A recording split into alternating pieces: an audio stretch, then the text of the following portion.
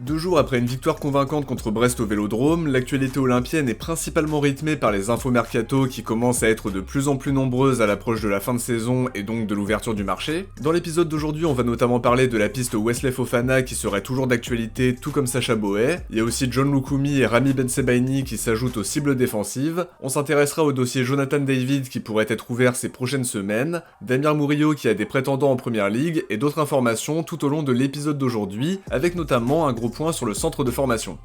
Alors comme d'habitude, j'ai une petite question pour vous avant de commencer. Est-ce que vous pensez que Wesley Fofana serait une top recrue pour l'OM et que le club doit vraiment bouger sur lui? Ou à l'inverse, est-ce que vous pensez que le pari est beaucoup trop risqué au vu des trop nombreuses blessures qu'il a subies ces dernières saisons? J'attends vos avis en commentaire. On commence sans plus attendre avec un point sur les informations générales, à commencer par l'arbitre de Lille-OM qui a été dévoilé par la Ligue ce lundi. C'est Eric Watelier qui sera au sifflet, un arbitre qu'on a déjà croisé 2 fois depuis le début de la saison, lors de la victoire 3-1 contre Lens à Bollaert, puis à Nice quand on a perdu 2-0 il y a quelques semaines de ça. A noter aussi que Bafodé Diakité sera suspendu dimanche soir pour accumulation de cartons jaunes. On se souvient du match aller où il devait être exclu avant de marquer le but de l'égalisation en toute fin de match. En tout cas, c'est une absence problématique pour les Lillois qui seront privés d'un titulaire indiscutable en défense centrale. Au rang des infos générales, Roberto De Zerbi a confirmé que la mise au vert allait se poursuivre. Le groupe doit d'ailleurs repartir aujourd'hui en Italie. A priori, un nouveau point sera fait à la fin de la semaine pour voir si le stage porte ses fruits, mais au vu du match contre Brest, les signaux sont déjà plutôt positifs, avec une union et une force mentale retrouvée, mais aussi la possibilité de faire des changements tactiques sans que toute la presse française ne soit avertie par une taupe en interne qui balance les infos et qui nuit à la préparation. L'équipe expliquait quand même que cette initiative était coûteuse puisque ça parle d'un montant global avoisinant le million d'euros, mais si ça nous permet de se qualifier en Ligue des Champions, ce sera largement rentabilisé.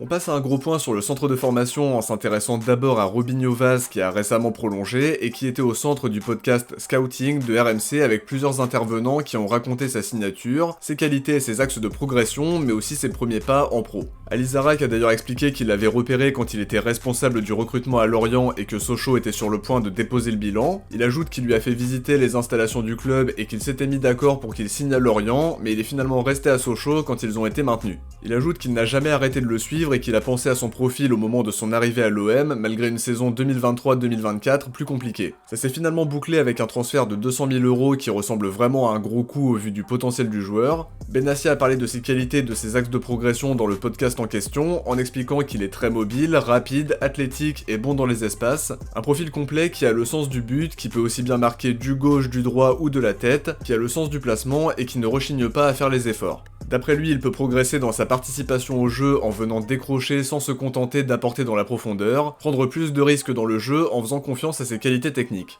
Benassia explique qu'ils ont décidé de le faire monter avec les pros au moment où il a pris 5 matchs de suspension à cause d'un geste d'humeur en toute fin de match avec la N3. Ils l'ont senti affecté et ont voulu le récompenser pour son travail au quotidien et l'enchaînement de buts avec la réserve en le faisant monter avec le groupe pro. À ce moment-là, il a rapidement tapé dans l'œil de Roberto De Zerbi qui a aimé son insouciance et sa détermination en considérant qu'il était typiquement le genre de jeune qui peut réussir à Marseille. En tout cas, il a déjà porté le maillot olympien à 2 reprises à 18 ans, les dirigeants l'ont sécurisé jusqu'en 2028, preuve de leur confiance, et on imagine qu'il aura à nouveau des opportunités la saison prochaine, puisqu'à l'heure actuelle, entre la concurrence de Gouiri, de Mopé et le retour de Moumbagna, ça limite ses possibilités de temps de jeu.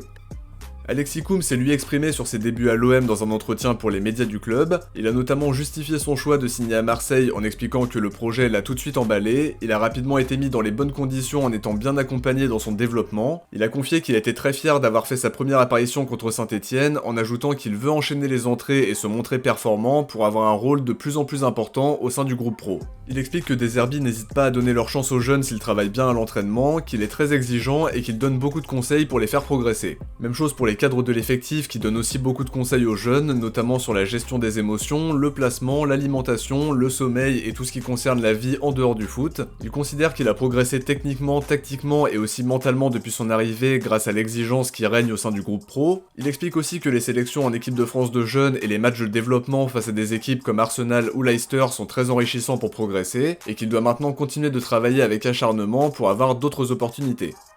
Titou Hasni, le directeur du centre de formation, affirme dans les colonnes de la Provence qu'il y a beaucoup de phénomènes à Marseille et que son objectif c'est de voir des jeunes Marseillais être lancés au Vélodrome. Il ajoute qu'il faut trouver le bon joueur et la bonne période, mais que ça semble être le bon projet et le bon moment, puisqu'il y a une vraie passerelle depuis l'arrivée de Roberto De Zerbi, avec qui il a passé plusieurs heures à discuter des jeunes et de ses attentes. C'est vrai qu'il a déjà donné du temps de jeu à plusieurs jeunes comme Sternal, Bacola, Robinho Vaz, Alexis Koum, Kélian Abdallah aussi, et en convoquant Ronny Mimbaeng dans le groupe, même s'il n'a pas encore obtenu de temps de jeu, tout en sachant que Bilal Nadir a lui réussi à se faire une place intéressante dans le groupe. Actuellement, la formation est un secteur qui est loin d'être mis de côté au sein du club. Il y a eu du mouvement cet hiver avec les départs de Sternal, de Niakosi et de Soglo qui voulaient du temps de jeu, mais dans le même temps, la direction cible plusieurs jeunes en post-formation comme Ibrahim Diakité dont on a parlé récemment dans un épisode, Enzo Cannabik dont on va reparler un peu plus tard, ou encore Ryan Francisco de Sao Paulo. Il y a eu plusieurs contrats pro ou prolongations qui ont été signés récemment, Selami, Vaz, Kélian Abdallah et Tadjidine Mmadi. On voit aussi des prêts intéressants comme ceux de Soumaïla Traoré, de Noum Kamisoko et de Simon en national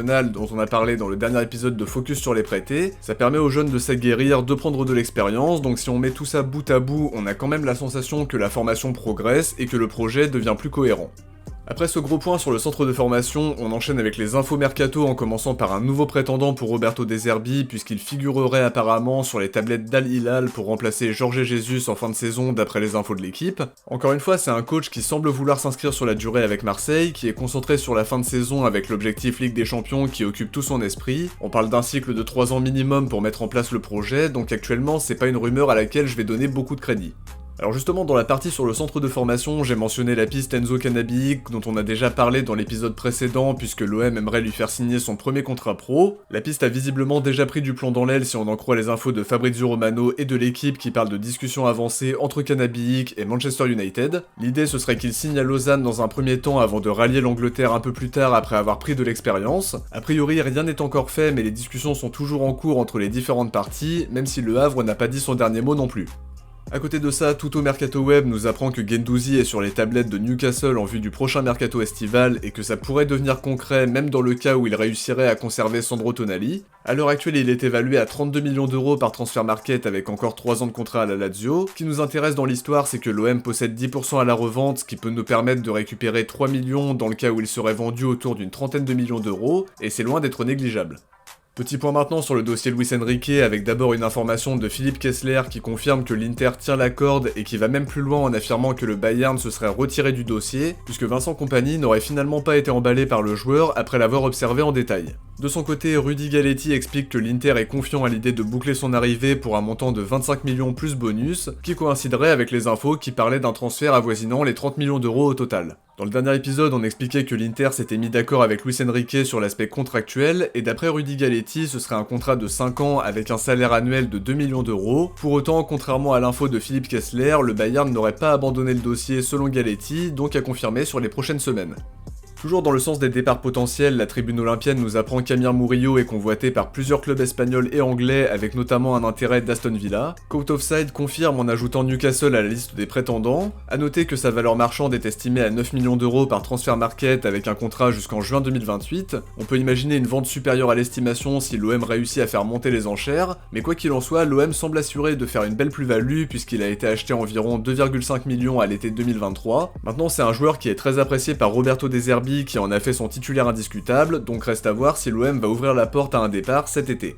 Dans le sens des arrivées chez les latéraux, Sky Sport explique que Sacha Boey fait toujours partie des joueurs ciblés par la direction, comme c'était le cas cet hiver. À ce moment-là, le joueur voulait absolument s'imposer au Bayern alors que son élan a été largement freiné par une blessure au ménisque et une à la cheville fin décembre. Il a retrouvé un peu de temps de jeu sur les 2 derniers matchs en jouant 45 minutes, et Vincent Kompany semble visiblement compter sur lui, même si Konrad Laimer occupe toujours ce poste-là pour le moment. A voir si la piste ira plus loin, mais c'est pas la première fois qu'on en entend parler, loin de là. Ça resterait une opération coûteuse puisqu'il est estimé à 18 millions d'euros, avec encore 3 ans de contrat à Munich.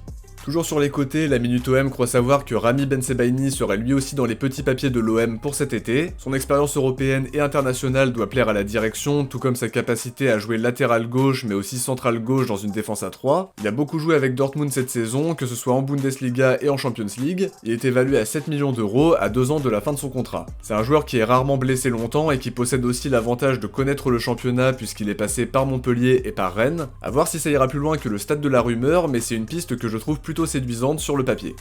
Offensivement parlant, Florent Germain laissait entendre sur RMC qu'il ne serait pas surpris que l'OM ait tenté ou s'apprête à tenter le coup pour Jonathan David qui sera libre au 30 juin, et qui a tout de la bonne affaire puisqu'il est devenu une valeur sûre avec le LOSC, prolifique à chaque saison en championnat et également en Champions League avec 10 buts en 18 matchs. Le problème c'est qu'il est très convoité, Rudy Galetti parlait d'un intérêt très sérieux de l'Inter qui serait prêt à lui proposer un salaire de 6 millions d'euros par an pour le faire venir. Il y a d'autres clubs anglais qui lui font les yeux doux et c'est loin d'être illogique puisque c'est une opportunité à ne pas louper avec un attaquant qui marque beaucoup, régulier dans les performances et qu'un club pourra recruter librement cet été alors que sa valeur marchande avoisine les 45 millions d'euros. Évidemment ça supposerait une très belle prime à la signature et sans doute l'un des plus gros salaires du club si on venait à le faire signer, mais à voir si l'intérêt peut se concrétiser ou s'il va opter pour un autre club parce que la concurrence est vraiment rude et il a le choix. On termine cet épisode avec deux pistes en défense centrale. Le Corriere dello Sport a parlé d'un intérêt pour John Lucumi qui pourrait quitter Bologne cet été. International colombien de 26 ans et grand artisan de la qualif en Ligue des Champions de Bologne la saison dernière, il est convoité par plusieurs clubs allemands et italiens avec notamment un intérêt de la Juventus. Son agent Simone Rondanini expliquait à Tutto Mercato Web que son joueur était pleinement concentré sur la fin de saison avec une finale de Coupe d'Italie face au Milan et sur la possibilité de se qualifier à nouveau pour la Champions League, tout en rappelant que Lucumi est très convoité par des clubs importants et qu'ils prendront une décision une fois la saison terminée. A noter aussi qu'il n'aura plus qu'1 an de contrat cet été, mais que ça parle quand même d'un transfert estimé entre 20 et 25 millions par plusieurs médias italiens. Dans le même temps, Foot Mercato affirme que Chelsea réfléchit sérieusement à la possibilité de se séparer de Wesley Fofana cet été, sous la forme d'un prêt ou alors d'un transfert définitif. Ils ajoutent que l'OM est toujours très intéressé pour en faire un pilier de sa défense et qu'il serait lui aussi très chaud à l'idée de venir. Alors c'est pas vraiment surprenant parce qu'il a très souvent parlé de l'OM en affirmant qu'il voulait absolument porter le maillot olympien dans sa carrière. Il avait d'ailleurs confirmé que Benassia l'avait approché l'été dernier, qu'il était vraiment flatté par l'intérêt mais qu'il voulait plutôt s'imposer à Chelsea pour l'instant. C'est une piste qu'il faut bien analyser pour plusieurs raisons.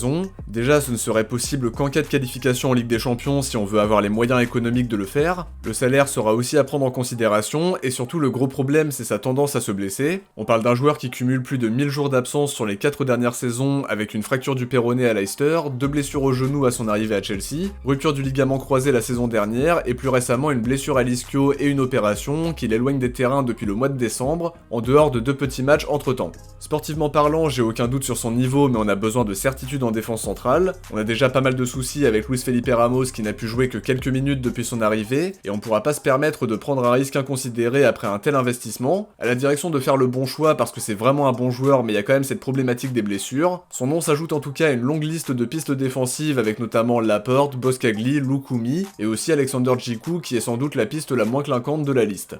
De mon côté, j'arrive à la fin de cet épisode, j'espère qu'il vous a plu et si vous avez aimé, n'oubliez pas de laisser un like pour le soutien et pour le référencement. N'hésitez pas à vous abonner en activant la cloche si c'est pas déjà fait pour ne rien louper de l'actualité olympienne, sachant que les épisodes d'actu vont s'enchaîner à l'approche du mercato. Si vous avez regardé la vidéo jusqu'au bout, écrivez Fofana dans les commentaires. Je vous dis à très vite pour une prochaine vidéo. Ciao, portez-vous bien, bonne semaine à tous et surtout allez l'OM.